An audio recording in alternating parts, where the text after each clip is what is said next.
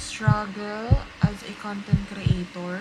Mismo na ba kami at ang to answer that question? So, ano po sa pakiramdam ang wala na sa hindi ako makagawa agad. Wala kami time off. I'm still thankful.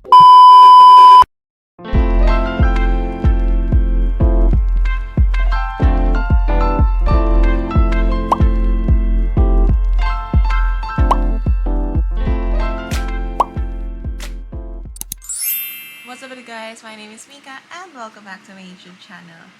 So for today's video, I'm going to do a get ready with me. So this vlog will be sit one video since it's been a while since I posted one. So lately, I've been doing like vlogs. So lagi ako nasa labas and everything. So lagi moving. So ngayon na ulit ako maggagawa ng ganitong klase ng video. And of course, a makeup video. Ito yung typical kong makeup video na ginagawa sa mga previous vlog ko. Yung nag-makeup lang ako, tapos parang nag-voice over or naglalagay lang ako ng text pag nag-edit ako, tapos hindi ako magsasalita. Ngayon, gusto ko magsalita habang nag-aayos ako. Actually, hindi ko alam sa nakatinan dito ba sa lens or dyan sa may screen. Because, as you all know guys, I have my camera na. I'm so happy. Actually, na-mention ko to sa previous vlog ko.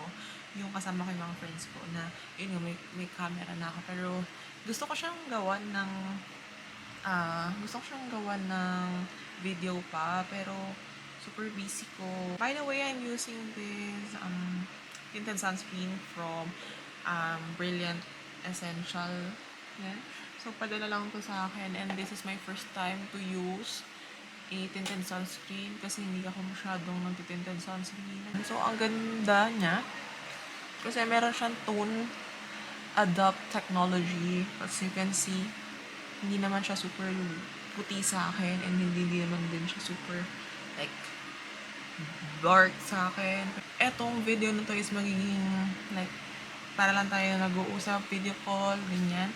So, para hindi naman ako maubusan ng mga topics sa mga kukwento sa inyo, I posted on my social media account, which is sa aking Instagram and then sa Facebook na parang ask question and then sasagutin ko ngayon. Gagamitin na lang din tong skin tint. So, gusto ko kasi medyo lightweight lang din siya. Yung as much as possible, ayoko na talaga nagpa-foundation. Lalo na ngayon, sobrang init sa Pilipinas. Kahit umuulan-ulan, Diyos ko, ayoko na mag-foundation. So, nagtanong ako nga sa aking social media accounts. And yeah, may mga questions naman tayong nag-gather. So, let's start kung ano yung mga sasagutin natin. Ayan. So, unahin natin yung question ni Dane Ortega, dream job. Pag dati, tinatanong ako kung ano yung dream job ko, sinasabi ko dati, gusto ko maging flight attendant. As in, parang bata pa ako, yun yung gusto kong gawin sa buhay, maging flight stewardess. And then, eventually, syempre, ang mga pangarap natin sa buhay, nag-iiba yan. Depende, marami factors. Alam mo yan, nagpapabago ng pangarap natin sa life. So, for now, yung dream job ko, creating content or doing what I'm passionate about while like earning, ganun. Parang dahil gusto ko yung mag-ayos, mag-makeup, and then like gumawa ng mga like videos, ganyan. So parang yun yung gusto ko na talaga, like yun yung gusto kong maging like source of income ko na parang hindi ko like mararamdaman na it's a job. Mind you people, pag nag-e-enjoy kayo sa ginagawa niyo sa life, hindi nyo like mararamdaman na nagtatrabaho kayo. Kasi like, you're enjoying it. Lumilipas yung araw, lumilipas yung oras. Parang hindi nyo alam na tumatagal na kayo dun sa ginagawa nyo. Ganyan. If you're loving it, ha? And then next, I'll do my brow. So, I'm using this BLK. So, this is in the shade Natural. So, for our next question, from Pia. So, struggle as a content creator. Actually sa akin, personally, madami. I work in a corporate job. I am also a mom. So, I have a toddler na. So, syempre minsan kapag like gusto kong gumawa ng vlog or like ng video. Hindi ako makagawa agad kasi kino-consider ko yung anak ko like dapat dapat settle siya, dapat hindi siya like makulit. Ito pala, like context lang ng sinasabi ko. Nagagawa lang kasi ako ng content sa loob lang ng kwarto. So, nito din yung area kung saan nagstay yung anak ko. Or syempre, minsan sumisigaw-sigaw siya. Unang struggle ko yun dahil nga mom na ako. So, lagi kong kino-consider if okay yung anak ko. Ang pangalawa, yung nag-work ako sa corporate job ko. So, minsan may mga deadlines ako. Like, I have some brands na nakikipag-collab sa akin. And then, meron akong mga deadlines sa kanila. And then, hindi ko agad like magawa afterwards. Kasi minsan, syempre, nasa work ako. And then, meron din ako like inaayos sa work. And ayun, umalis na ako dun sa previous work ko. And then, now, I applied into a hybrid work setup. So, hindi ko masyadong struggle ngayon since Monday to Friday lang din yung work ko ngayon. So, ayun. So, yun yung struggle ko as a content creator. Kasi, syempre, hindi lang sarili ko lang yung inaasikaso ko or iniintindi ko. Meron ako like, anak na iniintindi. And then may work din ako na like need kung ayusin, gawin before ko gawin yung mga personal, mga personal issues ko sa buhay or personal ko na ginagawa. By the way, I used pomade pala sa kilay ko para lang like mag-last siya kasi since mamaya pa kami aalis. And then I'll be tapping my eyebrows with this Focallure na brow gel. So, ito siya. In the shade 03. Ayan. So, para lang like mag-set yung brows ko. Ayan. So, kaka-groom ko lang pala ng brows ko. So, medyo madali siya ngayong ayusan since wala siyang like kalat-kalat. So, for our next question, miss mo na ba kami at ang ayun, so from Ninya, ayan. Sagutin natin yung first question niya. So, dalawa yun eh. Kung miss ko na daw sila or miss ko na daw yung previous company. So, sagutin ko na lang muna yung latter part, which is yung kung miss ko na sila. Honestly, nami-miss ko yung mga dati kong ka-work. Kung yun, nasa previous vlog ko sila.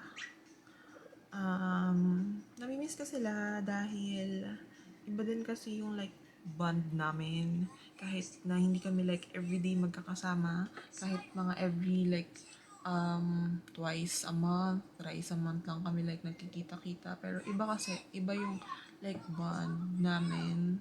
Since siguro matatagal na kami magkakasama or like okay sila, hindi sila like yung mga typical like toxic co-workers, gano'n. Hindi sila gano'n. Pero, ayun. To answer that question niya, yes, namimiss ko kayo. Namimiss ko ang VE South. By the way pala, ginamit ko pala tong Brilliant Skin na lip and cheek tint. So, padala rin to ng So, this is in the shade like Blooming. Kung tatanungin mo ako dun sa pangalawa, marami kasing pros and cons ako doon sa company na yun. And what I mean ng pros and cons is that parang mayroon siyang like good side and then of course there's a bad side din. Of course, hindi naman lahat ng company is like perfect. Pero, ayun nga.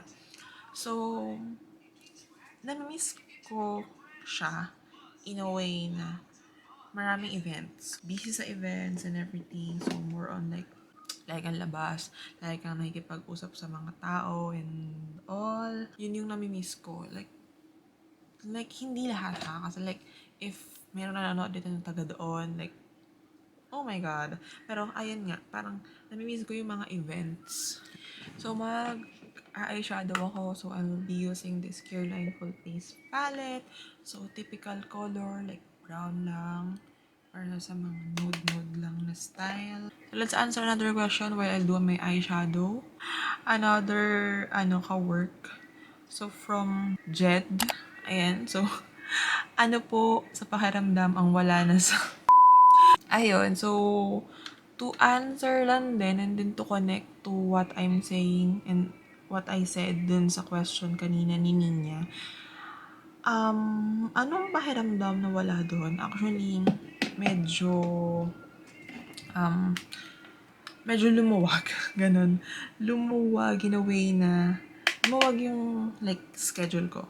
Lumuwag din yung time ko, ganun. So, parang, dati kasi, wala kaming, like, time off, which is, parang, Saturdays and Sundays, pwede kang dumuti. And then, holidays, then may duty ka. So, it's either papasok ka ng Sunday, i-offset mo ng weekdays, or papasok ka ng dalawang Saturday and i-offset mo lang ng isang weekdays. And ayun, so parang ngayon, naninibago ako kasi since Monday to Friday lang din yung pasok ko, and then nag-starting shift ko ng 8 a.m. Philippine time, and then matatapos ako ng 5 p.m. Philippine time. Then hindi din yun minsan ganun kasi since foreigner nga or directly reporting ako sa ibang bansa, so minsan sinasabay ko yung oras ko dun sa direct report ko or dun sa manager ko. Pero hindi naman like ako nire-require na ganun ang gawin ko. So, after nun, after 5 p.m. or kahit minsan 4 p.m. and then, ayun, so, free time na yun. So, hindi na nila ako like guguluhin or like mag-message sa akin, like i-require like to answer or to do some work. So, if hindi mo siya like natapos yun, you could do a overtime. Pero kung like hindi naman kaya or actually hindi nila talaga nire-require or talagang ini-insist na mag-OT ka kapag may hindi ka natapos or whatsoever, kasi pwede mo siya ipagpabukas. So, ganun siya. So, unlike do sa previous kasi na parang since 24/7 siya, you need to like assist the on-site clients, on-site sellers, and then you still need to assist the off-site sellers or off-site clients. So, minsan talaga, di ko na namamalayan yung schedule ko before, and wala akong exact, pwede ako like, sige, alis tayo ng Saturday, alis tayo ng Sunday, kasi I'm free ng ganong araw. Doon sa previous job ko, hindi ko like yun magagawa. Like parang, sige, ano na lang schedule, then ako na lang mag-adjust. Ganun. So, minsan may nangyari pa na parang, since may event, so hindi ako pwedeng mawala, or hindi naman like siya hindi ka pwede or ano. Parang minsan kasi talaga, need ka din doon since medyo unti din yung manpower, unti lang din yung like mga staffs na nandun sa event. So, yun. So, ayun. So, to answer that again, Jed, lumuwag sa pakiramdam ko kasi nga, ayun nga, parang alam ko na parang from this time to this time lang ako na yun lang ako nag-work, and then I have my time na to myself, and then to my family as well, and then to the other things that I do. So, katulad nga nung sabi ko kanina, yun, so, di ba struggle ko siya before, or yung sa struggle ko ngayon, dahil I have some time na, I have free time na talaga. So, kaya ko lang like gumawa ng mga iba pang bagay na ginagawa ko naman talaga before. And the next question, so from Part Billy, anong masasabi mo sa dati mong work? Actually, yung dati kong work, marami akong natutunan. Marami akong skills, knowledge na nakuha. I'm still thankful. I'm very thankful, grateful na nagkaroon ako ng work. Since yung work ko na yun is pandemic yun. So, grabe, sobrang grateful kasi kahit pandemic, may work ka. So, yeah, thankful ako dun sa part na yun na may work ako ng pandemic time. And marami akong natutunan from my previous work. So, ayun yung masasabi ko since doon kasi sa previous work ko, parang yung job rotation, parang usual siya doon. So, if na-hire ka ng ganito, possible after a few months, mapunta ka sa ibang department, mapunta ka sa ibang project, mapunta ka sa ibang place. So mag-eyeliner tayo. So, I'm using this Careline. And then next question, si Maika, may CZ, do you miss us? So yes, namimiss ko kayo. Pero syempre, we need to like part ways. Kasi syempre, may mga bagay tayong, alam mo yun, like, kino-consider. Doesn't mean na umalis agad ako. Is that kakalimutan ako or like wala na lang yung like samahan natin doon. Even though saglit lang tayo lagi magkakasama or like hindi naman tayo lagi magkakasama. Naging super nice kayo sa akin. Sobrang saya niyong kasama. The best kayo. So, ginamit ko palang mascara is itong Maybelline na Falsies. The Falsies Lash Lift. Sobrang ganda nito.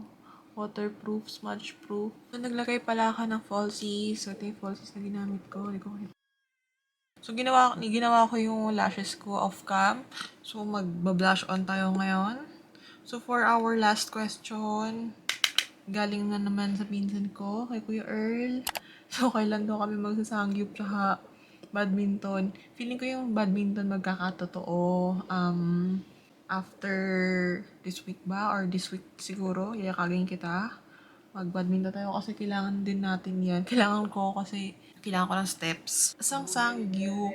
Siguro after badminton. After badminton, magsanggip tayo. By the way, yung blush on ko palang ginamit is from Chuchu Beauty. Ito yung Pretty Betty. Maglalagay lang ako ng white eyeliner. And then, set ko lang muna yung makeup natin. Oh my god, then yung setting spray ko, ubos na siya. Ito yung ZZ. Super ganda kasi nito. Ayan o. Ubos na siya. Set lang natin yan. So, magli-lip tint ako. So, I'll be using this Squad Lip Tint in shade Michaela. Pag natuyo na siya, lalagay tayo ng lipstick. I'll be using this Maybelline Ultimate in shade 1299. So, I put contact lens off cam. So, ito na yung aking look. So, bibis lang ako and I'll be right back. So, yan. This is my final look, guys. Nag-curl lang ako ng ante. I'm loving my curls. I'm loving my eyes. I love myself. So, for the final question, so magagawa ko siya. So, from Bea Oliet. So, what's in your bag right now? So, tinadaling kong bag. So, this is from TikTok. So, I have here my wallet. So, this is also from TikTok. And then, I have my lippies, my eye drop, and then I have my lippies again. Then I have here a lip oil. So I have your hair oil. So this is from Moringa. And then I have here my face powder. And then my contact lens case. And then I also have here my phone with me. So that's what's inside my bag, Bea. So I think nasagot na naman lahat ng questions. So thank you guys for participating. Ang ganda ko, my God. Wait lang. So I'm so happy. So ang ganda-ganda ko. So I am. Pwera sa nails ko. Pero ang ganda ko. So again guys, thank you for watching guys. I hope you like this video at kung nagustuhan nito, don't forget to give a thumbs up at kung bago ka lang sa channel ko, don't forget to subscribe to my channel and follow me on my social media accounts. Again, this is your girl, Mika Sagwan, saying no hates and love. Bye bye guys. See you in my next one. Bye!